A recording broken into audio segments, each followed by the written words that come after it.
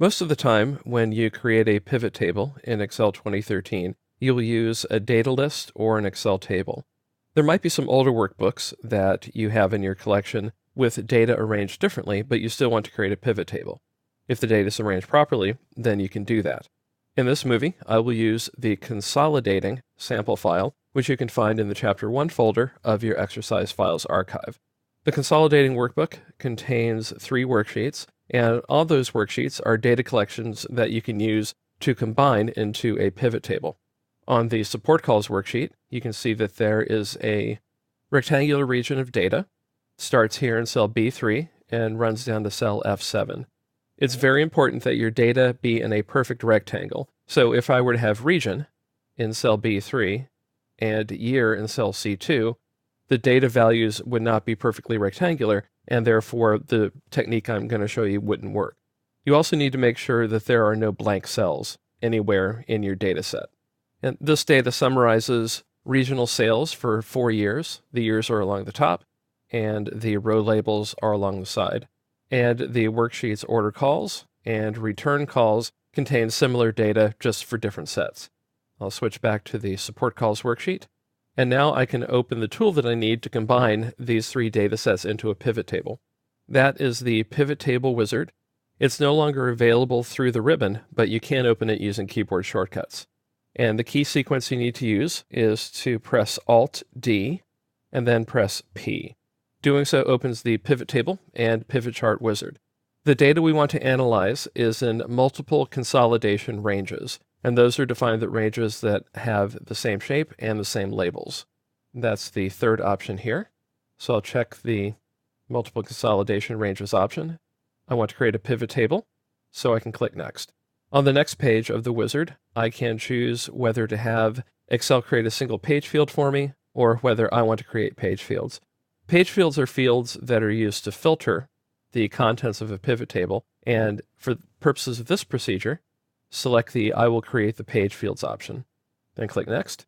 Now you can identify the ranges that you want to consolidate.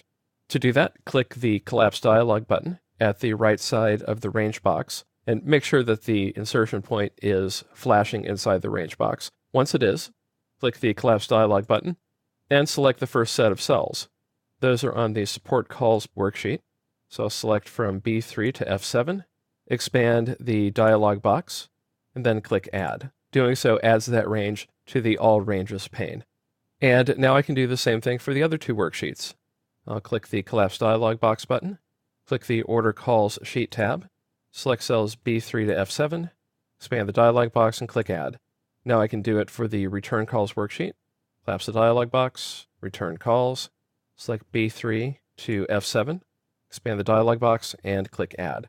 It doesn't matter if the data collections on the different worksheets are in separate cells, as long as the cell ranges they're in are the same size and the exact same shape. Now that I've identified my consolidation ranges, I can specify how many page fields I want. In this case, I'll select 0. I don't want to create any filter fields. I'll click Next, and I can decide where to put the new pivot table. I'll put it on a new worksheet, and now that I'm done, I can click Finish. Doing so creates a pivot table with the values that are all consolidated into a pivot table from my 3 sources. If you look over in the Pivot Table Fields pane at the right edge of the program window, you'll see that I have 3 fields. They're called Row, Column, and Value. Value's fine, but row and column aren't terribly descriptive, so I will change the name of those fields. To do that, I will click a value in the Row Labels area, and then on the Analyze Contextual tab of the ribbon, which is already selected, I will edit the value in the Active Field box. It currently says Row, and clicking in the box selects it. These are the regions, so I'll type in Region and press Enter.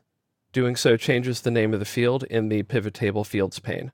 I'll do the same thing for column. So I'll click one of the column labels, and again on the Analyze tab, I will edit the value in the Active Field box, so it says Year. Type that and press Enter, and the value changes. And finally, I'd like to show you a way to get your data from your pivot table into a data list or an Excel table. Now remember that you created this pivot table from 3 separate consolidation ranges, and they look like this range here on the Support Calls worksheet. Now click the Sheet 1 Sheet tab to go back to the pivot table. You can create an Excel table based on this data by using a drill down technique.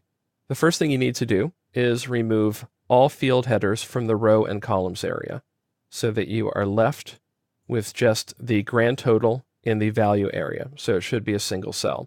Now to create the Excel table, double-click that cell. In this case, it's cell A4. Doing so creates an Excel table that contains a list of all of your data. So you have North for the year 2010, the value, North 2011 with the value, and so on. The techniques that I've shown you in this movie let you combine data from separate ranges, as long as they're the same shape, into a pivot table. And then once you've created your pivot table, you can create an Excel table based on that data. The pivot table is a very flexible tool, and the Excel table is as well.